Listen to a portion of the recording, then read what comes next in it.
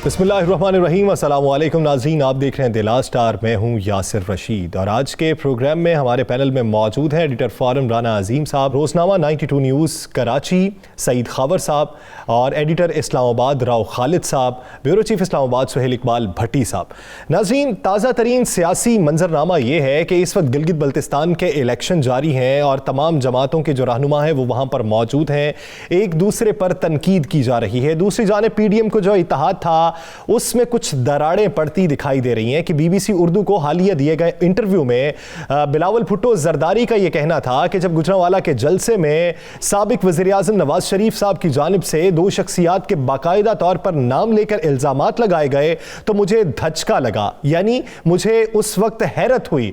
इसका मतलब यह कि PDM के प्लेटफॉर्म पे एक नुक्ता नजर नहीं है, एक जाती राय आप दे सकते हैं उस प्लेटफॉर्म पर मौजूद होते हुए भी। तो क्या PDM के प्लेटफॉर्म से जाती राय देने का ये जो तजर्बा था ये कामयाब रहा? क्या PDM का इत्तेहाद बरकरार रहेगा? इसी हवाले से बात करने के लिए लीगी रहनुमा सायरा अफजल तारड़ साहिबा ने भी हमें ज्वाइन किया है। साहबा, बहुत शुक्रिया आपके वक्त का। सायरा साहबा, आपकी भी नजर से गुजरा होगा बिलावल भुट्टो जरदारी का इंटरव्यू, जिसमें उनका यह कहना था कि जब बाकायदा नाम लिए गए जलसे के अंदर तो मुझे उस वक्त हैरत हुई, धचका लगा, और साथ ही साथ उनका यह भी कहना था कि मैं ये चाहता हूं कि इसके सबूत मियां नवाज शरीफ पेश करें।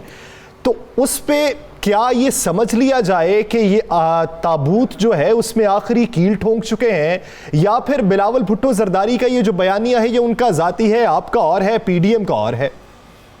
बहुत शुक्रिया जी। बस अनफॉर्चुनेटली पिछले कुछ अरसे से मैंने देखा है कि जब से PDM बनी है और ये तहरीक चल रही है आईन और कानून की बालादस्ती की, तो PDM के जितने भी लीडरान हैं या जो जितनी भी पार्टीज उसमें हैं, उनका जो भी कोई इंटरव्यू होता है या जो भी बयान होता है ना, उसमें आउट ऑफ कॉन्टेक्स्ट चीज को निकाल के हाईलाइट किया जाता है। जिस इंटरव्यू का आप जिक्र कर रहे हैं इसमें उन्होंने ये भी कहा है कि मियां नवाज शरीफ को हक हासिल है, जो बात वो कहना चाहें कह सके। देखिए, मियां नवाज शरीफ का जो बयानिया है ना वो इस मुल्क की आवाम को पता है और वो हकायक पे मबनी है। इसमें कोई शक नहीं कि बिलावल की तरह बहुत से लोगों के लिए मियां साहब ने जब नाम लिए गुजरांवाले जलसे में तो उन सबको उतनी हैरानगी हुई होगी जितनी कि बिलावल साहब को हुई है, शायद हमारी अपनी पार्टी के लोगों को भी हुई हो। लेकिन मसला ये है कि ये जो उन्होंने कहा है कि हम इंतजार करेंगे कि सबूत पेश करें, तो वो जाहिर है वो सबूत तो मेरा ख्याल है मियां साहब ने क्या पेश करने हैं पूरे पाकिस्तान की आवाम को पता है, एक एक बंदे को पता है कि उस दिन RTS कैसे बैठा। मतलब ये बात कोई अकेली हमने तो नहीं की, मियां नवाज शरीफ ने सिर्फ उस दिन कुछ अशखास का का नाम दिया। ये बात सारों को पता है और मेरा नहीं शायद कि जो उनका है, और ये PDM बिल्कुल आपको अच्छा एक सवाल का जवाब दे दीजिएगा। आपने कहा कि पूरे पाकिस्तान को पता है कि ये सारे मामला हुए जो मियां मोहम्मद नवाज शरीफ कह रहे हैं, तो क्या बिलावल जो है वो पाकिस्तान का हिस्सा नहीं है पीपल्स पार्टी के? वो इस वक्त सब कुछ वही है। उसने क्या कहा? उन्होंने कहा मुझे हैरानगी हुई और मैंने मियां नवाज शरीफ साहब से कहा कि इसके सबूत दें। अगर सबूत इस सूरत में मांगे जाते हैं जब पता ना हो, जब यकीन ना हो। जब यकीन हो तो सबूत नहीं मांगे जाते। मुझे ये लगता है कि बिलावल साहब ने जो भी कहा वो उनकी जाती राय है। आपको याद है उन्होंने क्या कहा था कोयटा के जलसे में? उन्होंने कहा बहुत सारी कियास सराइयां हो रही हैं कि पीपल्स पार्टी छोड़ देगी, चली जाएगी। पीपल्स पार्टी 2 कदम आगे तो जा सकती है, PDM में पीछे नहीं हट सकती। याद है आपको ये बयान उनका? बिल्कुल मुझे याद है, और मुझे ये भी याद है मिसाके जमहूरियत, मुझे मिसाके मरी, ये सारा कुछ याद है। यही हम पूछना चाह रहे हैं। लेकिन आपको बताऊं, हमने ना अपनी गलतियों से सीखा है। और मुझे पता क्या लगता है, मैं एक सवाल करना चाह रहा हूं। मुझे ये लगता है नहीं, मुझे ये लग रहा है कि इस वक्त PDM की जमातें जो है ना वो चाहे भी तो अपने इस मौकफ से पीछे नहीं हट सकती, क्योंकि ये बयानिया पाकिस्तान की आवाम का बयानिया। सायरा साहबा, हमारे साथ 92 न्यूज़ के एडिटर इस्लामाबाद राव खालिद साहब भी मौजूद हैं, वो आपसे सवाल करना चाहते हैं। राव साहब। जरूर जरूर जी मैम, अस्सलाम वालेकुम, थैंक यू। वालेकुम अस्सलाम। मैं ये पूछना चाह रहा था कि आप जो बेसिक PDM का सारा बयानिया हमने सुना जो नज़र आ रहा है बज़ाहिर, और वो उसमें एक जो बुनियादी बात है जो मैं भी उससे इत्तफाक करता हूँ कि हमारा जो इलेक्टोरल सिस्टम है पूरा, वो इस तरह का है कि उसको मैनिपुलेट किया जा सकता है। इलेक्शन से पहले भी होता है, इलेक्शन के दौरान भी होता है, और बाद में भी शायद खींचातानी हो जाती है जब अक्सरियत नहीं हो रही होती। तो जब तक वो चीज़ रिफॉर्म नहीं होगी, अगर कल कोई इलेक्शन भी हो जाए, आप अपनी तहरीक में कामयाब भी हो जाएं, तो ये मसला वहीं का वहीं रहेगा। तो उस चीज़ के ऊपर आप किस हद तक कोशिश कर रहे हैं पीडीएम के अंदर, या गवर्नमेंट के साथ मिलके, या इलेक्शन कमीशन के साथ मिलके, ताकि इस सिस्टम को बेहतर बनाया जाए? वो नहीं ठीक होगा तो कल को आप हुकूमत में होंगे, फिर यही काम शुरू हो जाएगा जैसे 2014 में हुआ था। बहुत शुक्रिया जी, बड़ा अच्छा आपका सवाल है। ये जब कमेटी बनी थी ना डार साहब की सरबराही में, तो उसमें बहुत सारी चीजों पे गौर किया गया था। इवन इलेक्ट्रॉनिक वोटिंग पे भी किया गया कि जिस तरह इंडिया में होती है। अब मसला ये है कि जो आप बात कर रहे हैं ना, देखें, अगर तो सिस्टम तो हमें बेहतर करना है, लेकिन अगर हम कुछ इदारों का किरदार जो है वो महदूद कर दें। अब इस दफा हमें एतराज क्या था? एतराज हमें ये था कि हिफाजत के लिए अगर कुछ लोगों को मामूर किया गया तो उनका काम पोलिंग स्टेशन की हिफाजत है। उनका काम ये नहीं है कि वो बैलेट बॉक्स के ऊपर खड़े हों और लोगों को बताएं कि ये ना करें और इस पे मोहर लगाएं। तो मुझे लगता है कि इसमें अगर इवन मौजूदा प्रोसेस जो हमारा है, इसमें हम हर इदारे का रोल तयन कर दें और इलेक्शन कमीशन को स्ट्रेंथन करें। देखें, इलेक्शन कमीशन में ऐसे लोग लगाएं, उसको ऑटोनमस करें और उसके फैसलों के हम पाबंद हो। यहाँ पे क्या होता है, आरओ को अंदर घुस के लोग मार देते हैं। जो डिस्ट्रिक्ट सेशन जज, जो डिस्ट्रिक्ट रिटर्निंग ऑफिसर होता है, उसका ये मजाल नहीं होती कि वो कोई फैसला करे। मैं आपको अपना जाती एक्सपीरियंस। अच्छा, इसमें सायरा साहब एक और सवाल है ताकि मुख्तसर करें। बिलावल भुट्टो ने इंटरव्यू में ये भी कहा है कि इमरान खान को की हुकूमत लाने की जिम्मेदारी किसी शख्स पर नहीं डाली जा सकती। क्या ये भी उनका जाती, अगर उनकी सारी चीज़ें जाती राय हैं, तो फिर वो उनका भी ये कहना है कि मियां नवाज शरीफ का जो बयान है ये उनकी जाती राय है, पीडीएम का एजेंडा नहीं है? अब मेरा ख्याल है कि जो उन्होंने ये कहा ना, एक शख्स पे नहीं डाली जा सकती, वो शायद, मैं तो नहीं, मैंने उनकी बात ये सुनी नहीं है, क्योंकि उन्होंने इंडिविजुअल्स के नाम लिए, तो मे भी और भी लोग शामिल हों, लेकिन मियां साहब ने तो उनका नाम लिए ना, कि जो कि अब आप सबूत दे रहे हैं। जो बिलावल साहब ने जो सबूत मांगे मियां नवाज शरीफ साहब से, वो सबूत कब दे रहे हैं? मैं कहती हूँ बिलावल साहब को मैं अपने हल्के के सबूत दे देती हूँ। मेरे पास वीडियोस मौजूद है, मेरे पास लोग खड़े हुए मौजूद हैं जो बैलेट बॉक्स के ऊपर है, मेरे पास मौजूद है कि जो मोहरें लगा रहे हैं। वो तो जो नाम लेके इल्जामात लगाए गए, वो तो उनकी बात हो रही है। देंगे, मेरा ख्याल है कि ये जो भी इंटरव्यू था, इसकी सारी बातों को हम, मेरा ख्याल है, ऐसा होल देखें। और समहाउ ना कोई है जो पहले दिन से पीडीएम पे ना ख्वाजा आसिफ ने बयान दिया, उनकी जाती राय थी, उसको किस तरह उछाला गया। तो मुझे कई दफा लगता है कि ये इंशाअल्लाह ताला कुछ नहीं होगा। ये जो भी बयानियां लेके इस वक्त पीढ़ियां चल रही है ना, ये आखिरी। चले, उम्मीद करते हैं कि जो इल्जामात लगाए गए उसके सबूत आवाम तक पहुंच। शुक्रिया साहिरा अफजल तारर साहिबा इस हवाले से अपना वक्त देने के लिए। नाज़रीन, ये भी देखना होगा कि जब आप एक प्लेटफॉर्म को इस्तेमाल कर रहे हैं तो उस पर अपनाया जाने वाला बयानिया उसी पूरे प्लेटफॉर्म की मुतफ़िका राय से होना चाहिए, वहां पर आपकी ज़ाती राय नहीं होनी चाहिए। बिलावल भुट्टो ने जो बीबीसी को इंटरव्यू दिया है, इसके बाद नून लीग के अपने अंदर भी काफ़ी परेशानी दिखाई देती है। मियां नवाज शरीफ साहब ने मरियम नवाज साहिबा को टेलीफोन किया, कुछ हिदायत दी। राना साहब, टेलीफोनिक गुफ्तगू क्या रही? देखिए, मैं आपको बिल्कुल सदका एक इतला देता हूँ कि मियां नवाज शरीफ जो है और मरियम में आज एक रब्ता हुआ।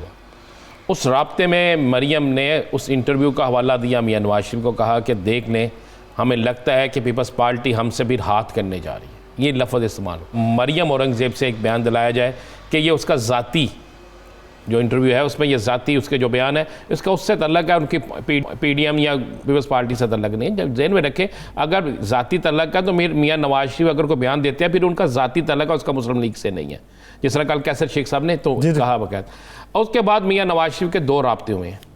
एक राब्ता हुआ है पीपल्स पार्टी की अहम शख्सियत से जो ब्रिज का बिल्कुल पुल का रोल अदा कर रही हैं और वो साबिक सेनेट में एक बड़ी अहम जिम्मेदारी पर भी रही हैं। और दूसरा राब्ता हुआ मौलाना फजल रहमान से, और मौलाना फजल रहमान को कहा गया है कि आप पीपल्स पार्टी की क़यादत से आप भी बात करें कि ऐसे इंटरव्यू जो हैं ये हमारे लिए काबिल बर्दाश्त नहीं है। ये लफ्ज़ कहा गया है कि ऐसे इंटरव्यू हमारे लिए काबिल बर्दाश्त नहीं है, अगर ऐसा ही होगा तो हम अब दोबारा डसने के लिए अपने आप को कोई हमें डस जाए, हम तैयार नहीं होंगे और हम फिर आज़ाद अपनी अलहदा कंपेन करेंगे, अलहदा आपके साथ मिलकर हम तहरीक चलाएंगे। मौलाना फजलुर रहमान साहब ने कहा है कि मैं आसिफ अली जरदारी साहब से बात करता हूँ और बाकी लीडरों से भी बात करता हूँ। ये आज की आपको मुसद्दक़ा मैं इतला दे रहा हूँ कि ये हो चुका है। और मुस्लिम लीग नून के अंदर कुछ लोग जो हैं वो तो शामियाने बिछा रहे हैं, वो कह रहे हैं बेहतर हुआ जान छूटी और हम भी अब मज़ीद इम्तिहान में नहीं पढ़ेंगे। और कुछ लोग बड़े परेशान हैं जो हुकूमत के खिलाफ तहरीक चलाने के लिए एक्टिव से सही तहरीक चलाने का ऐलान करेंगे, लेकिन ये तासुर जो पिछले काफ़ी अरसे से पनप रहा था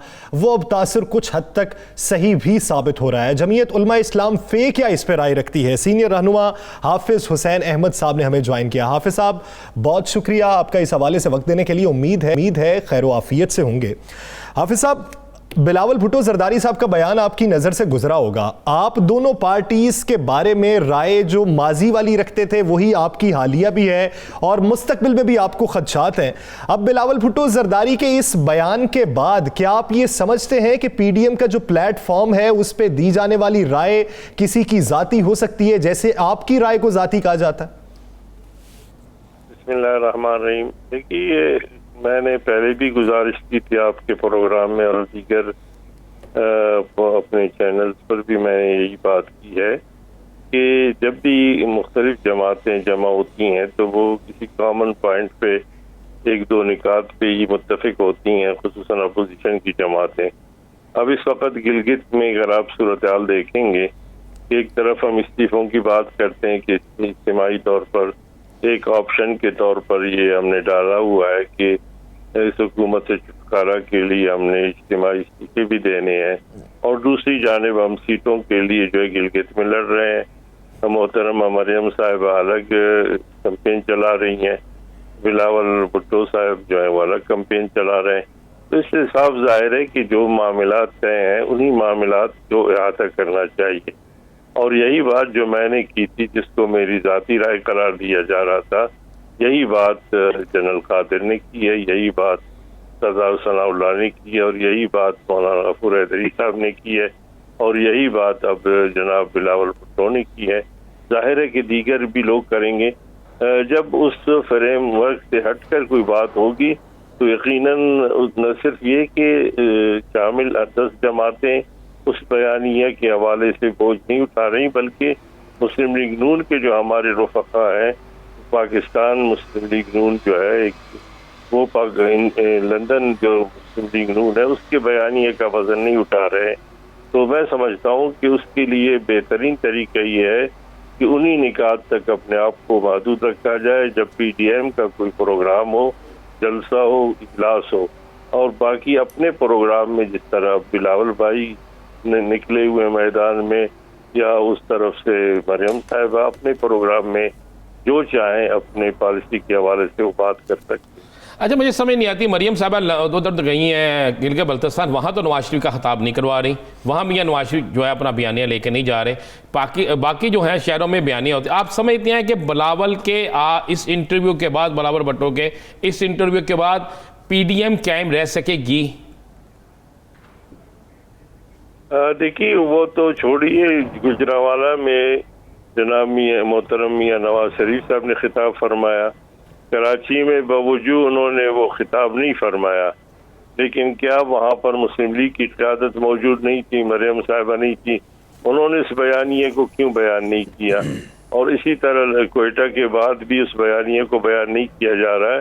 तो ये मेरे उस मौक़िफ़ की तायीद है कि अगर अपनी पार्टी भी उस बयानिए का बोझ नहीं उठाने की काबिल है तो फिर पीडीएम के तमाम जमातों को किस तरह उस बयानिए का बोझ उठाने पे मजबूर किया जा सकता है।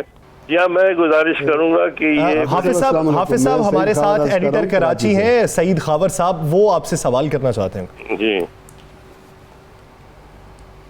मैं ये अर्ज़ करता हूँ कि इस सूरत हाल में तो ये होता था, आप पुराने सियासी कारकुन हैं, हम आपके साथ रहे, तमाम तहरीकें हमने देखी हैं, जमहूरी तहरीकें बनते और इत्तेहाद बनते टूटते देखे हैं। हमने ये भी देखा कि बड़े बड़े पैमाने पर मकालमा होता था, मुज़ाकरात होते थे, फिर एक बड़ी सियासी रियासत के बाद इत्तेहाद बनते थे। क्या आप समझते हैं कि ये इत्तेहाद उजलत में नहीं बनाया गया और यही वजह है कि इसके बयाने का जो एक मखसूस पार्टी के बयाने का बोझ दूसरी पार्टियां बर्दाश्त करने के लिए तैयार ही नहीं है? देखिए, दो बातें हैं। एक बात यह है कि आप तो फरमाते हैं उजलत में बनाया गया, 2.5 साल उजलत को कहते हैं। जब 18 के इंतखाबात हो गए थे, अगर सबका बयानिया एक ही था और वो ये था कि जुल्लू इलेक्शन है और हमारा मौक़िफ़ ये था कि उसमें आप अलबरदारी के लिए नहीं चला जाए, तो मैं समझता हूँ कि ये तो बहुत देर हो गई है। और फिर आज़ादी मार्च के हवाले से भी बात हुई थी। मैं समझता हूँ कि ये बात जहन से तो लोग निकाल दें कि सिर्फ अभी जो APC हुई है, इस वक्त अपोजिशन ने कोई मूवमेंट की बात की थी। उससे पहले जनाब नवाज शरीफ साहब सेहत के हवाले से रिहा हुए थे, मौलाना से मुलाकात में यही बात की थी। उन्होंने सिद्दीकी साहब को भेजा था, इरफान सिद्दीकी साहब को, उन्होंने भी यही बात की थी। अपने दामाद को भेजा था खत देकर, उन्होंने भी यही बात की थी। जनाब जरदारी साहब ने मुलाकात में भी मौलाना को मजबूर किया था, जिसके नतीजे में आज़ादी मार्च का फैसला हुआ था। लेकिन मैं गुजारिश करूँगा कि अगर आज हक ये बनता था कि मुस्लिम लीग नून की जो क़यादत है जनाब शहबाज शरीफ साहब, वो आकर इसको लीड करते, और अगर उन्होंने मौलाना साहब को आगे रखा हुआ है तो फिर अजीब बात है कि जब मैं ये मुतालिबा कर रहा हूँ कि जब आपका ऑप्शन मौजूद है इस्तीफों का, जब इस्तीफों का ऑप्शन मौजूद है तो फिर इस्तीफे जमा करवा देने चाहिए आपके मुताबिक। जो मियां शहबाज शरीफ साहब है और मौलाना को देने चाहिए, लेकिन अगर मौलाना को आप इस्तीफा नहीं देते, एतबार नहीं करते, तो फिर सरबराही की क्या जरूरत है। जी भट्टी साहब ब्रेक पे जाना है, जरा सवाल कीजिएगा। मैं राव खालिद बोल रहा हूँ। जी राव साहब। हाफिज साहब, राव खालिद बोल रहा हूँ इस्लामाबाद से। जी। मैं ये पूछना चाह रहा था कि नवाबदादा नसरुल्लाह के बाद हमने देखा है कि एक ऐसे लीडर की कमी थी जो अपोजिशन को इकट्ठा करता था, और एक तहरीक या बहुत सी तहरीक उन्होंने चलाई और अपोजिशन को इकट्ठा किया। तो क्या आप देखते हैं कि मौलाना फजलुर रहमान उस रोल में एडजस्ट होने जा रहे हैं जिस तरह से वो इस वक्त रोल प्ले कर रहे हैं? देखिए, नवाबजादा नसरुल्लाह साहब और मौलाना साहब किसी उसूल और बुनियाद पर ही अपोजिशन को इकट्ठा करते हैं, लेकिन हमारे साथ जो कुछ आज़ादी मार्च में हुआ, जो वेटअप के बिल के हवाले से हुआ, जो एक्सटेंशन के हवाले से वादा करके वोट दिया गया, ये तमाम बातें ऐसी हैं कि अगर नवाबजादा नसरुल्लाह साहब भी होते तो वो भी मेरे ख्याल में हाथ खड़े कर देते।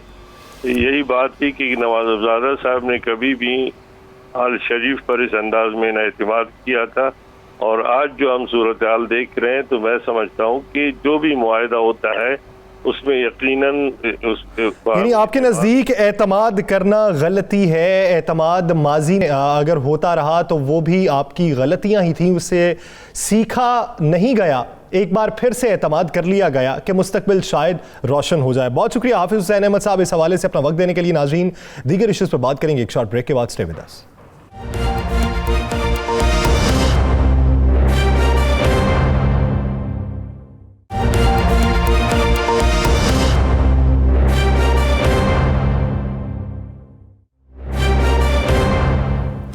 Welcome back. नाज़रीन, मियां मोहम्मद नवाज शरीफ का नून लीग के अरकान असम्बली से इस्तीफ़ा लेने का फैसला, इस हवाले से हिदायत भी दी गई हैं, इस हवाले से आइंदा की हिकमत अमली भी तरतीब दी गई है। एक जानिब जमीयत उलमा इस्लाम फे का भी मुतालबा है कि इस्तीफ़े दिए जाएँ, दूसरी जानिब अब नून लीग की हिकमत अमली क्या होगी, इस मंजरनामे पर बात करते हैं और इसका मुस्तकबिल क्या दिखाई दे रहा है हमारे तजियाकारों की नज़र में। राना साहब, नवाज शरीफ साहब आइंदा के लिए सोच क्या रहे हैं? एक जानिब पाकिस्तान पीपल्स पार्टी एक कदम पीछे हटती दिखाई दे रही है, तो क्या इस्तीफे के मामले पर मुस्लिम लीग नून जो है वो जमीयत उलमा इस्लाम के मौक़िफ़ की हामी होगी?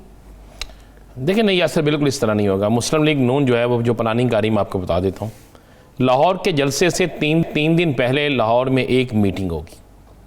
उस मीटिंग के अंदर मियां नवाज शरीफ जो है वो ख़िताब करेंगे और उस मीटिंग में कहा जाएगा कि जनाब चूँकि सकूते ढाका भी जो है वो दिसंबर के महीने में हुआ था, 16 दिसंबर को हुआ था, लिहाजा अब सकूते ढाका की जगह से इसके नाम दिया जाएगा सकूते इलेक्शन को जब्त करना, या कोई ऐसा नाम दिया जाएगा। वैसे वो सकूते ढाका का रेफरेंस देंगे कि ये भी एक सकूते ढाका की तरह है कि यहाँ पर भी इलेक्शन को ज़बरदस्ती इस तरह 2 नंबरी की गई है। जो उनकी मौक़िफ़ है वो उसको लाएंगे और उस पर वो कहेंगे कि तमाम लोग जो हैं लाहौर जलसे से पहले अभी अपने इस्तीफ़े जमा कराएं। इसके लिए बाकायदा 4 टीमें तश्कील दे दी गई हैं जो अरकान असम्बली से इनके राब्ते करेंगी, उससे पहले उनका जहन बनाएंगी, उनको मुतमिन करेंगी, उनको राज़ी किया जाएगा और उसके बाद मियां नवाज शरीफ को रिपोर्ट दी जाएगी कि तमाम अरकान असम्बली राज़ी हैं, वो इस्तीफ़े देने के लिए तैयार हैं और किस तरीके से उनसे इस्तीफ़े लिए जाएंगे। वहाँ पर एक ही किस्म की तहरीर लिखी गई होगी और उस तहरीर को जो लिखा गया होगा उसके नीचे सिर्फ उन अरकान असम्बली के साइन होंगे और दीगर जो प्रोसीजर होगा वो होगा और ये सारी तैयारी जो है लाहौर जलसे से 3 दिन पहले होगी।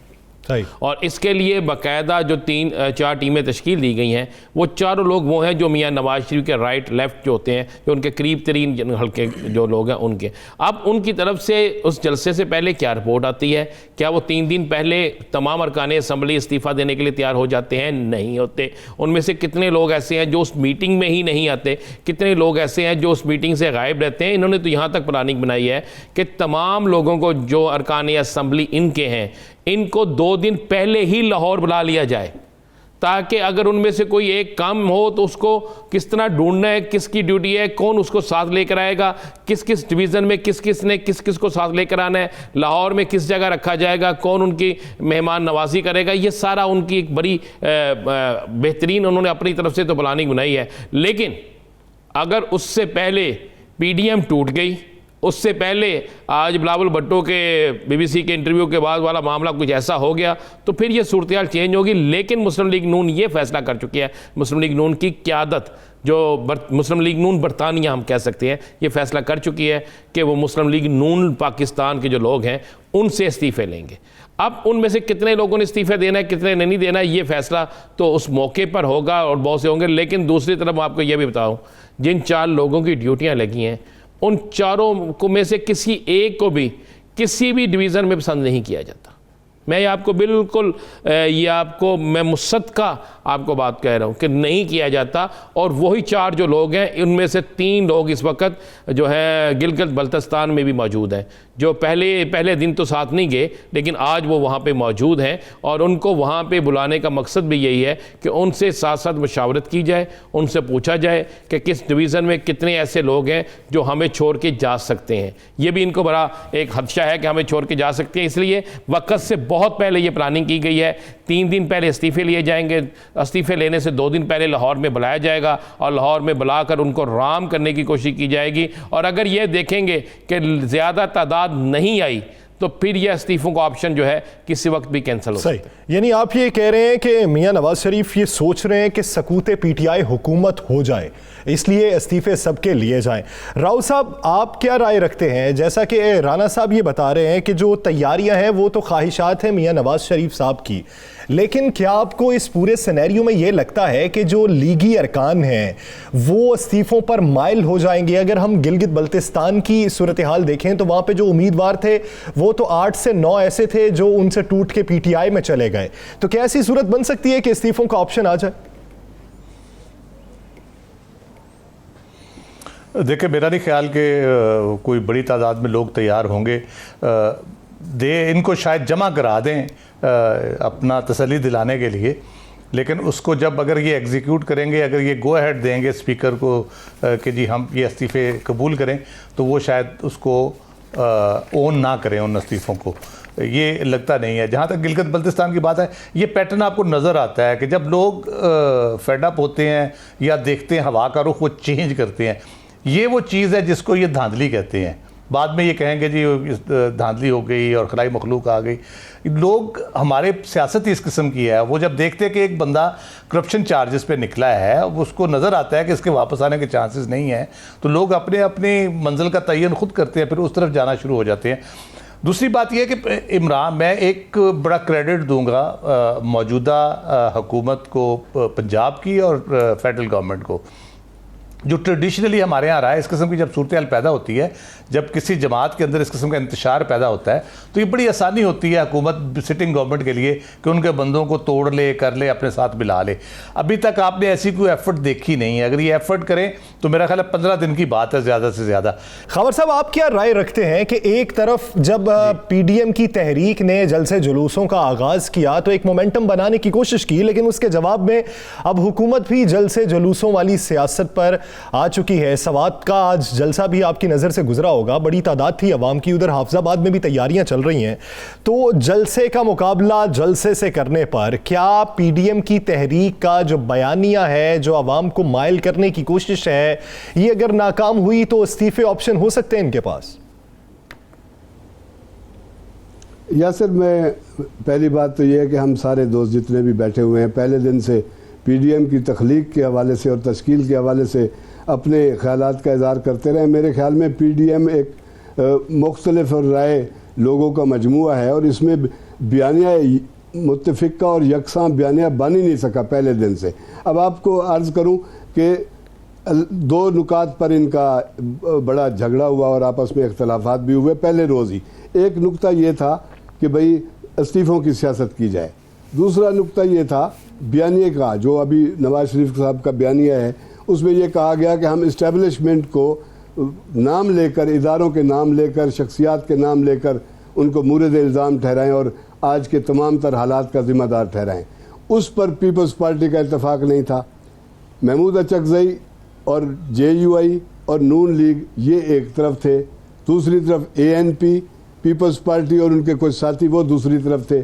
उनका ख्याल था कि हमें इदारों को निशाना नहीं बनाना चाहिए, हमें इख्तलाफ राय रखना चाहिए, हमें ये कहना चाहिए कि इस्टेब्लिशमेंट मौजूदा सूरत हाल की ज़िम्मेदार है। उस पर इनका पहले दिन से ये झगड़ा था और ये झगड़ा चलेगा और चलता रहेगा। पीपल्स पार्टी में आज आपको बता रहा हूँ, पीपल्स पार्टी इस्तीफ़ों के हवाले से आखिरी ऑप्शन रखेगी। अभी इब्तिदा है इस तहरीक की, इस तहरीक ने क्या गोल खिलाने हैं, क्या रंग दिखाने हैं, ये आने वाले दिनों में आगे पता चलेगा। लेकिन इस वक्त पीपल्स पार्टी रिस्क नहीं ले सकेगी। लेकिन नून लीग चूँकि कश्तियाँ चला के आई हुई है तो वो दूसरों को राग़िब करने की कोशिश कर रहे हैं। यानी आपको ये लगता है कि पीपल्स पार्टी आगे नहीं बढ़ेगी और अगर मनाने की कोशिश की गई तो नून लीग के हवाले से अर्ज करूं, जी एक जुमला में अर्ज करूं कि जलसों का जवाब जलसों से, ताकत का जवाब ताकत से, ये एक अच्छी सियासत है, अच्छी मूव है। लेकिन मैं समझता हूं कि इसमें अवाम सैंडविच बनकर रह गए हैं, अवाम मसाइल में घिरे हुए हैं। वो इस तरह की दर्जा हरारत बढ़ने वाली सियासत के कायल नहीं है। वो कहते हैं कि लोगों के मसाइल हल होने चाहिए, इसलिए अपोजिशन को भी और हुकूमत को भी इस जानिब तवज्जो देनी चाहिए। सही। भट्टी साहब, जैसा कि खावर साहब ने कहा कि जलसों का मुकाबला जलसों से, ताकत का मुकाबला ताकत से, गो कि ये अच्छी सियासत है लेकिन अवामी मसाइल का हल भी ज़रूरी है। जलसों का जवाब जलसों से तो दे दिया जाएगा, लेकिन जो इत्तहादी हैं, जिनके तहफ़्फ़ुज़ात हैं, क्या वो तहफ़्फ़ुज़ात दूर हो जाएंगे? दूसरी जानिब महंगाई बढ़ रही है, गंदम की शॉर्टेज थी, उसका भी अभी तक सही से अंदाज़ा नहीं लगाया जा सका। पहले 14 लाख टन कही जाती रही, फिर 18 लाख टन किल्लत की बातें होती, 29 लाख वाला बयानिया आ गया है। एक ऐसी हुकूमत जो अपने इत्तहादियों को नहीं मना पाई और दूसरी जानिब गंदम के शॉर्ट फॉल का जिसे सही तरीके से अंदाज़ा नहीं हो सका, वो इस भंवर से निकलेगी किस तरीके से? यासिर, देखिए, यही वो एक ग्रेस पीरियड था वफाकी हुकूमत के पास इब्तदाई 2 सालों का, जब वो अपनी कारकर्दगी बेहतर बना सकते थे, अपने दावों और नारों के मुताबिक अभी अवामी तवक्कुआत पर पूरा उतर सकते थे। लेकिन बदकिस्मती के साथ कुछ वज़रा की नलायकियों और नाअहलियों की वजह से हुकूमत ने अपने लिए बहुत से खुद बहरान पैदा कर लिए। नोटिस लिए गए लेकिन कोई बड़ा ब्रेक थ्रू ना हो सका और अवाम आज सरापा एहतजाज है। हर शोबे के अंदर महंगाई का राज है। इस दौरान अपोजिशन ने अल्टीमेटली खड़े होना ही था। वो अपोजिशन जो अदालतों में और नैब की कार्रवाइयों तक महदूद थी, उसने एक प्लेटफॉर्म पर इकट्ठे हुई और पहले राउंड के अंदर ये बात मानना पड़ेगी कि हुकूमत को परेशानी से उन्होंने लाहक किया। हुकूमत ने उस परेशानी के नतीजे में अवाम के लिए कुछ अब इक़दाम करना शुरू किए हैं। फलाही मनसूबों के हवाले से, तरक्याती मनसूबों के हवाले से थोड़ा सा तवज्जो बेहतर हुई है। लेकिन अपोजिशन का और बिलखसूस पीडीएम का दूसरा राउंड शुरू होने की तैयारी है। हतमी राउंड उन्होंने अपना शुरू करना है दिसंबर में। लेकिन इस मौके के ऊपर जो आपका सवाल था, क्या हुकूमत इत्तेहादियों को मना पाएगी, तो उसके इत्तेहादियों किसी सूरत में, जब हम अपनी हिस्ट्री पर नज़र दोहराएं, जब हुकूमत अवाम को तवक्कुआत पर पूरा उतर ना रही हो, मुश्किल सूरत हाल में हो, किसानों के ऊपर लाठी चार्ज हो रहा हो, आटा लोगों की खरीद से बाहर जा रहा हो, बाकी चीज़ें खरीदना मुश्किल हो रहा हो, तो इत्तेहादियों के लिए उस वक्त हुकूमत के साथ खड़ा होना मुश्किल हो जाता है जब उनके अपने तहफ़्फ़ुज़ात भी हों और मुतालबात भी पूरे ना हो रहे हों। सिर्फ 2 चीज़ों की मैं निशानदेही ज़रूर कराऊँगा।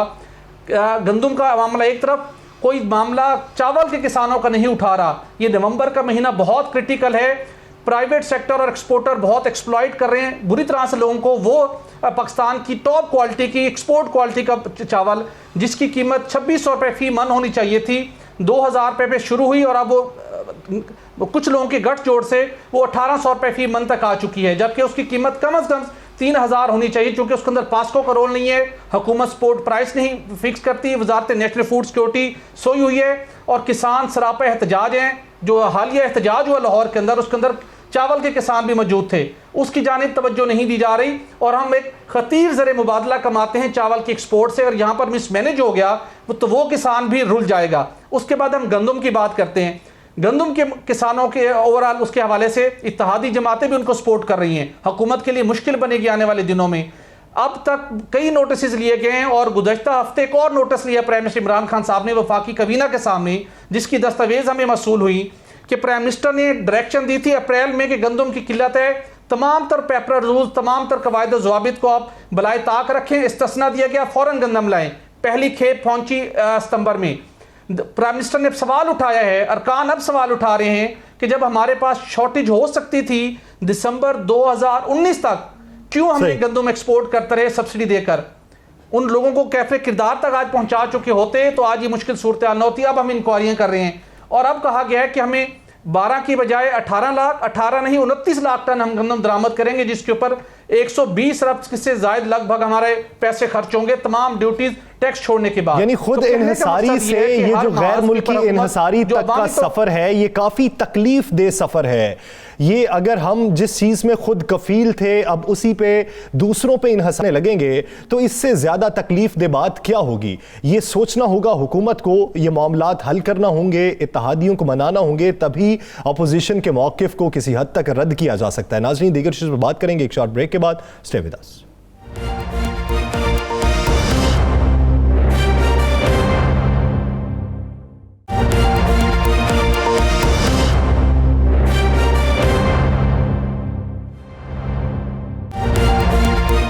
Welcome back. नाज़रीन, बात करेंगे पाकिस्तान रेलवे की जो बदतरीन इंतज़ामी और माली बहरान का शिकार है। रवा माली साल के इख्तिताम तक तकरीबन 6 अरब रुपए खसारे का खदशा है। हज़ारों मुलाजमीन ऐसे हैं जो रिटायर्ड हो चुके हैं लेकिन उनके वाजबात अदा नहीं किए गए। बेवाएँ अब तक मुंतज़िर हैं कि कब वाजबात उन्हें मिलेंगे और उनका रोज़गार चल सकेगा या रोज़मर्रा का खर्च चल सकेगा। वज़ीर रेलवे शेख रशीद ने दावे तो बहुत किए कि रेलवे को खसारे से निकालेंगे, मुनाफा बख्श इदारा बनाएंगे, लेकिन वो दावे अब ज़मीनी हकाइक से कितने मुतसादिम हैं, इसी पर बात करेंगे। सबसे पहले रुख करेंगे कराची का, सईद खावर साहब का रुख करेंगे। खावर साहब, अब तक अगर रेलवे की बात की जाए, हर तीसरे या चौथे दिन या तो ट्रेन ताख़ीर का शिकार होती हैं या फिर हादसात रूनुमा हो जाते हैं। अभी तक इंतज़ामी माली बहरान से आप बाहर नहीं निकल पाए, तो आप उसे मुनाफा बख्श कैसे बनाएंगे? देखिए जी, पहली बात तो ये है कि दुनिया भर में, ख़ास तौर पे तरक्की पजीर ममालिक में और गरीब मुल्कों में जहाँ जहाँ रेलवे है, रेलवे आम आदमी के लिए एक आसान और सस्ते सफ़र का ज़रिया है। पाकिस्तान में एक ये बहुत बड़ा वसीला था हमारे लाखों लोगों के लिए, लेकिन बतदरीज ये इदारा तबाह होता गया और आज ये सूरत हाल है कि हम इसको PIA की तरह एक सफ़ेद हाथी करार दे सकते हैं। पाकिस्तान रेलवे 2.5 सालों से शेख रशीद साहब के पास है। हम ये समझे थे कि शेख साहब एक मंजे हुए सियासतदान हैं, एक अच्छे मुंतज़िम हैं, वो आकर रेलवे की जोन बदल देंगे, लेकिन माजरत के साथ हम उनकी कोई ऐसी पॉलिसी नहीं देख सके जिसने रेलवे को कामयाबी की तरफ गामजन किया हो। इन दिनों जब हम बात कर रहे हैं तो रेलवे एक बहुत बड़े बहरान से निकली है। सबसे पहले तो ये कि कोरोना था, कोरोना की वजह से पाकिस्तान रेलवे की बहुत सारी ट्रेनें बंद रहीं। उसके बाद ये हुआ कि कोरोना के बाद तूफ़ानी बारिशें आई, ख़ास तौर पे ये जो मानसून के 6 स्पेल आए उसने पाकिस्तान रेलवे को भी बहुत नुकसान पहुंचाया, ट्रैक भी डूब गए। और इसके अलावा हादसात जो हैं वो खालिसतन बद इंतज़ामी की मिसाल हैं। अफसर माफिया ऐसी बेलगाम है रेलवे की कि वो अपने मामलात ठीक करने के लिए तैयार नहीं है। इस वजह से ये हुआ कि पाकिस्तान रेलवे खसारे में चली गई। पिछले 6 महीने में 3 अरब का खसारा हुआ। पिछले 3 महीने में ये खसारा 6 अरब तक जा पहुंचा है। 6 अरब वो जो हैं जो अगले जून तक इनको देने होंगे। इन्होंने वफाक से रजू किया और पैसे मांगे हैं, लेकिन वफाक ने पैसे देने से इनकार कर दिया है कि हमारी अपनी माली हालत ठीक नहीं है। पाकिस्तान रेलवे के मेरी एक इंजीनियर से बात हुई है, उसने कहा है कि सिर्फ कराची डिवीज़न में 1200 बेवाएँ और पेंशनर हैं जो पिछले 2 साल से अपनी अदायगियों से महरूम हैं। अब फिर क्या हुआ है ना कि आप दावे भी करते हैं एक तरफ और दूसरी तरफ आपके ज़मीनी हकाइक जो है। सर एक जुमला मैं अर्ज कर दूं कि पाकिस्तान रेलवे जो है पिछले सिर्फ एक जुमला अर्ज कर दूं कि अभी जो बारिश के बाद है पाकिस्तान रेलवे का 50 से 60% मुसाफिर जो है वो बसों पे मुंतकिल हो गया है और इस तरफ किसी की तवज्जो नहीं है। आप जो ट्रेनें थी वो तो चलाएंगे, लेकिन जो ट्रेनें चल रही हैं उनको कामयाब नहीं बना सके और वो खसारे में जा रही हैं मुसलसल और रेलवे पर बोझ बन रही हैं। राव साहब, जैसा कि खावर साहब का ये कहना है कि 50 से 60% मुसाफिर जो है वो रेलवे से प्राइवेट ट्रांसपोर्ट पर अगर शिफ्ट हो जाएं और इसके साथ साथ 6 अरब का अगर सालाना खसारा हो और अंदरून सिंध की अगर सूरत हाल देखें तो जगह जगह पे जो रेलवे लाइन है वो नुकसान उठा रही हो, कहीं से टूटी फूटी है और ड्राइवर्स को ये हिदायत की जाती हैं कि अपनी स्पीड स्लो रखें, तो हम कौन से ज़माने में हैं? क्या ML1 ही इस तमाम तर खसारे को निकाल पाएगी या फिर इसमें वजारत का भी अपना कहीं ना कहीं पर कोई कमी है, कोई कोताही है? बड़ी पेचीदा ये सब्जेक्ट है क्योंकि इसमें बहुत से फैक्टर्स हैं। एक तो आपकी ML1 अब क्यों बन रही है, ये पहले ये काम क्यों नहीं हुआ? उसकी बुनियादी वजह ये थी कि जो आपके डोनर्स हैं, जो गाड़ियाँ बनाते हैं, जो सड़कों पे चलने वाली गाड़ियाँ बनाते हैं, वो आपको सपोर्ट नहीं करते ऐसे प्रोजेक्ट्स के लिए। वो रेलवे लाइन पे नहीं आपको सपोर्ट करेंगे, वो सड़क कहेंगे, आपको पैसे दे देंगे। ये एक वजह है। दूसरी इसकी बुनियादी वजह यह है कि हमारा लोकल जो माफिया, ट्रांसपोर्ट माफिया, उसने बड़ा बेड़ा गर्क किया रेलवे का। बहुत से रूट्स उसकी वजह से बंद हुए। ये तो अब जो शिफ्ट होने की बात हो रही है, अभी रेलवे थोड़ी सी चलनी शुरू हुई है तो उसमें शिफ्टिंग ऑब्वियसली होगी अगर नहीं एफिशिएंटली काम करेगी। पूरे रूट्स बंद करवाए गए हैं ट्रांसपोर्टर्स ने मिलके अपने रूट्स के लिए। आपकी सरकारी पब्लिक ट्रांसपोर्ट जो थी GTS वो बंद करवाई उन्होंने। PIA की फ़्लाइट्स बंद करवाई जब मोटरवे बनी है लाहौर इस्लामाबाद की, उसके ऊपर उन्होंने इम्पैक्ट किया। फैसलाबाद की फ़्लाइट्स उन्होंने बंद करवाई इस्लामाबाद से। तो ये एक वो माफिया का एक इम्पैक्ट है। तीसरी चीज़ जो है वो है एम्प्लॉयमेंट। जो हम एक गवर्नमेंट सेक्टर एक रह गया एम्प्लॉयमेंट देने के लिए, जिसमें हर बंदा क्वालिफिकेशन है, हुनरमंदी है, नहीं है, रिश्तेदारी की बुनियाद पे वो कर लेते हैं। तो ये आपके इदारों को जोंकों की तरह ये कुछ लोग लगे हुए हैं जो मुसलसल खून चूस रहे हैं, ये सोचे बगैर कि अगर इस जिस्म में जान नहीं रही तो वो खुद कहाँ फिर किसके सहारे पे होंगे। जिसमें आपके स्टील मिल है, PIA है, जिसमें आपके PTV है, रेडियो पाकिस्तान है, ये रेलवे का इदारा है। तो PIA में अब वो अच्छे आ गए, उनके हेड वो जोंकों को उतारने की कोशिश कर रहे हैं, बड़ी एफर्ट कर रहे हैं, अच्छी खासी जान मारे हैं। इस किस्म की आपको अप्रोच चाहिए। ये कम अज़ कम रैशनलाइज करे, अपने स्टाफ को रैशनलाइज करे। फिर उन आपकी जो एक्सपेंशन है, इंडिया आपके साथ है, उसकी देखें आपने पता नहीं कितने हज़ार किलोमीटर रेलवे लाइन बिछाई है। हमारी कितने हज़ार कम हो गई है रेलवे लाइन और हमारा बिल्कुल सिकुड़ता जा रहा है रेलवे का सिस्टम। तो इसको एक्सपेंड करने की ज़रूरत है, इसको एफिशिएंटली चलाने की ज़रूरत है और स्टाफ का जो है हुजम वो रैशनलाइज करने की ज़रूरत है। अब टेक्नोलॉजी के साथ वो बहुत ज़्यादा हो गया। प्राइवेट सेक्टर को इनकरेज कर रही है मौजूदा गवर्नमेंट ताकि एम्प्लॉयमेंट जनरेशन उस तरफ ज़्यादा हो। तो सरकारी इदारों से जिस तरह से ये छांटी होगी या गैर ज़रूरी स्टाफ कम होगा, एफिशिएंसी आएगी, तो यकीन इनकी। लेकिन सवाल तो यही है ना कि सब होगा कब? चांस नजर नहीं आ रहा। 2.5 साल में शेख साहब भी कुछ नहीं कर सके। राना साहब क्या समझते हैं कि रिटायर्ड मुलाजमीन का कसूर क्या है कि उन्हें वाजबात नहीं दिए जाते, तारीख पे तारीख दिए जाते हैं? वज़ीर रेलवे शेख रशीद ने कई बार मुज़ाकरात किए और उन्हें यह कहा कि आपकी अदायगियाँ हो जाएंगी, लेकिन आज तक अदायगियाँ ना हो सकी। देखिए यासर, इसका जवाब तो रेलवे दे सकते हैं, लेकिन आप सूरत जो हालिद साहब ने कहा, राव साहब ने कहा, बिल्कुल दुरुस्त है कि आपको मिला क्या, वो कौन सी रेलवे मिली, आपको किस हालत में मिली। जिस हालत में आपको मिली आपने उसी हालत से वहीं से कमाना है ना। आप ज़रा पिछला टेन्योर देखें। एक तो आपको एक चीज़ माननी पड़ेगी कि आपको नहीं पता कि रेलवे के अंदर कितनी करप्शन है। आपको नहीं पता कि रेलवे के अंदर कितनी ऐसी भर्तियां हैं जो भर्तियां नहीं होनी चाहिए थी। क्या आपको नहीं पता कि रेलवे के अंदर कई ऐसे लोग मौजूद हैं जिन्होंने आज तक ड्यूटी ज्वाइन ही नहीं की होगी, सिर्फ जाते ज़रूर होंगे लेकिन ड्यूटी दी नहीं होगी। आपको पता रेलवे के अंदर 13,000 मुलाजम ऐसे हैं, मुख्तलिफ अदवार में रहे 13,000 मुलाजम जिनके मतलब कहा गया है कि वो मुख्तलिफ यूनियन से तल्लक रखते थे और मुख्तलिफ यूनियन से तल्लक रखने की बिना पर अपनी ड्यूटी सारी अंजाम नहीं देते थे। ये मुख्तलिफ अदवार की मैं आपको तादाद बता रहा हूँ और मौजूदा हालात में भी ऐसे बहुत से हैं, सैकड़ों नहीं हज़ारों में इनकी तादाद है। तो फिर वो एक बोझ तो है ना, वो उस तरह भी जाती है। फिर आप उन्हीं में से उनकी पेंशन जो है हर दौर में जाती है। अगर वो रिटायर हो जाते हैं, अगर उनके पैसे बनते हैं तो यूनियन की बेस पे उनको मिलते हैं। ये ज़रूर है कि शेख रशीद साहब को अव्वल तरजीहात में उन लोगों को रखना चाहिए था जैसे बेवाएँ हैं जिनकी ज़रूरत है, जिनका हक बनता है, पेंशनर है जिनको पेंशन देनी चाहिए थी, जिनके बकाए जाते हैं उनको मिलने चाहिए थे। लेकिन जब आपको एक ऐसा घर मिलता है कि जिसकी बुनियाद कोई नहीं होती, आपने नई बुनियाद रखनी होती है, नया सिस्टम लेकर चलना होता है, तो फिर आपको उस पर थोड़ी सी मुशक्क़त भी करना पड़ती है, कुछ तकालीफ भी उठानी पड़ती हैं। लेकिन शेख रशीद अहमद साहब बासियत वज़ीर रेलवे मेहनत करते नज़र आते हैं, लेकिन ज़्यादा मेहनत उनकी बयानात की तरफ होती है। अल्लाह करे कि वो इस टूटी बूटी रेलवे को बेहतर बनाने के लिए जो कुछ हो सकता है वो करे। लेकिन जहाँ तक मेरी इत्तला है उसके मुताबिक रेलवे में पहले से बहुत बेहतर है, पहले से बहुत सी चीज़ें बेहतर है। पहले सिस्टम बिल्कुल कुछ और चल रहा था, अब कुछ सिस्टम चेंज हुआ है। लेकिन जो माफिया मौजूद है ना, वो माफिया चाहेगा कि रेलवे नाकाम हो, क्योंकि रेलवे के नाकामी से माफिया को कामयाबी मिलेगी। और माफिया कहाँ कहाँ पर मौजूद है ये आपको पता है। मुझे भट्टी साहब, आप क्या समझते हैं, आपकी क्या राय है कि गुज़श्ता दौरे हुकूमत के मुकाबले में मौजूदा दौरे हुकूमत में रेलवे का जो इंतज़ाम है वो किस हद तक मुख्तलिफ है, और अगले 2.5 सालों में यानी कि जब दौरे इक़्तिदार मुकम्मल होगा तब कितना फ़र्क आ सकता है? यासिर, देखिए, माजी के अंदर पाकिस्तान रेलवे इस नहज पर पहुंच चुकी थी कि कोई भी रेलवे के ऊपर सफ़र करने को तैयार नहीं था। वजह ये थी कि अगर एक ट्रेन ने सुबह 10 बजे रावलपिंडी से रवाना होना है तो शाम 6 बजे तक ट्रेन ही नहीं आती थी।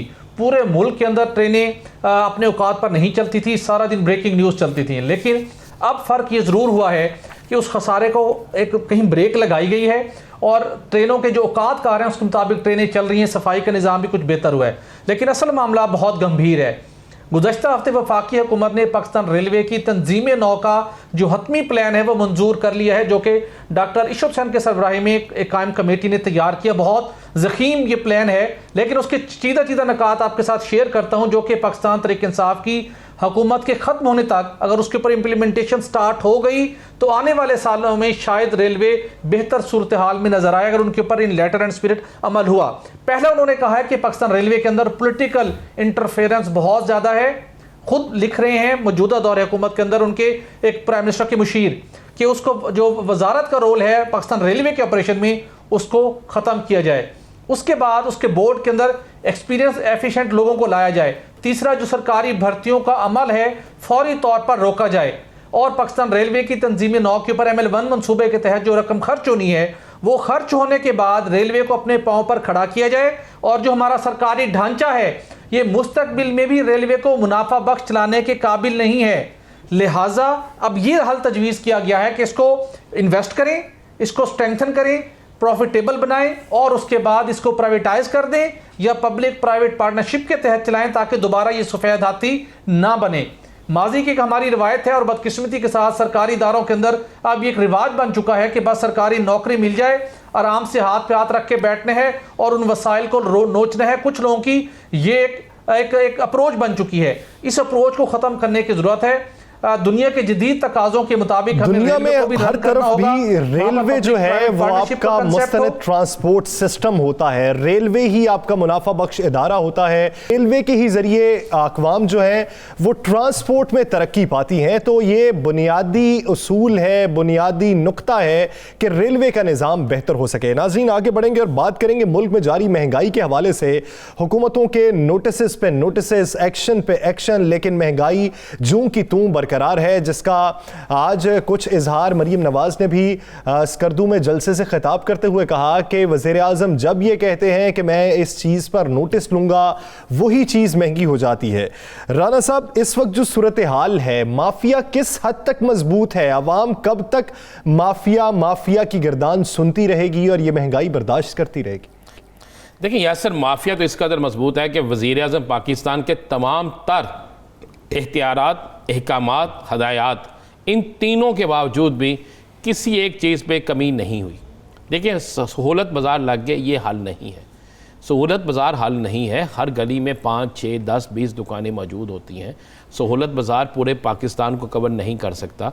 मामला तो ये है कि क्या माफिया इतना तगड़ा है कि सहूलत बाज़ार लगाने पड़ गए। वज़ीर आज़म पाकिस्तान को जो रिपोर्ट मिली है उसकी रोशनी में बिल्कुल वाज़े कहा गया है कि आप जब भी ऐलान करते हैं तो आपके नीचे ब्यूरोक्रेसी और कुछ वज़रा, ये लफ्ज़ मैं आपको बता रहा हूँ, ब्यूरोक्रेसी और कुछ वज़रा जो है वो उस चीज़ पे कान नहीं धरते और उस काम को करने की बजाय उसको डिले में ले जाया जाता है। और एक ऐसा माफिया जो आपकी हुकूमत को नाकाम करना चाहता है, जो ज़हीरा अंदोज़ है, जो महंगाई को लेकर आते हैं, वो माफिया आपके वज़रा और आपकी ब्यूरोक्रेसी तक पहुंच चुका है और उनके साथ उनके ऐसे गहरे रवाबत है, ऐसे गहरे तलकत बन चुके हैं कि कोई किसी सूरत में भी ये जो चीज़ें हैं महंगाई कंट्रोल होती नज़र नहीं आती। इसी बिना पर आप वज़ीर आज़म पाकिस्तान ने कुछ फ़ैसले किए हैं और मैं आपको बता दूं अगले हफ्ते के अंदर अंदर, ये जो नेक्स्ट वीक आ रहा है ना, इसमें एक तो पंजाब के अंदर मज़ीद तब्दीलियाँ होंगी, कुछ KPK में तब्दीलियाँ होंगी वजारतों में, और उसके बाद कुछ बड़े तगड़े ब्यूरोक्रेट्स जो हैं इन्हें बड़ा बेहतरीन तरीके से खुड्डे लाइन लगाया जाएगा। और उसके बाद जो तजावीज़ उनके पास आई हैं वज़ीर आज़म पाकिस्तान के पास, उनकी रोशनी में महंगाई को कंट्रोल करने के लिए काम किया जाएगा।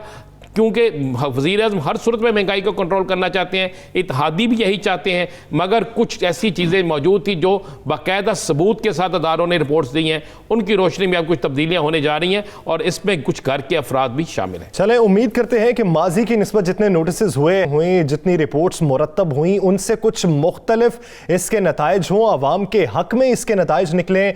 सेल पॉइंट्स लगा देना मसले का हल नहीं होता, हर जगह पर वहाँ पर सहूलियात मुयस्सर करना मसले का हल होता है। तो उम्मीद करते हैं कि वफाकी हुकूमत इस मामले से निमटने में बखूबी किरदार अदा करेगी। नाज़रीन, द लास्ट स्टार से हमें दीजिए इजाज़त।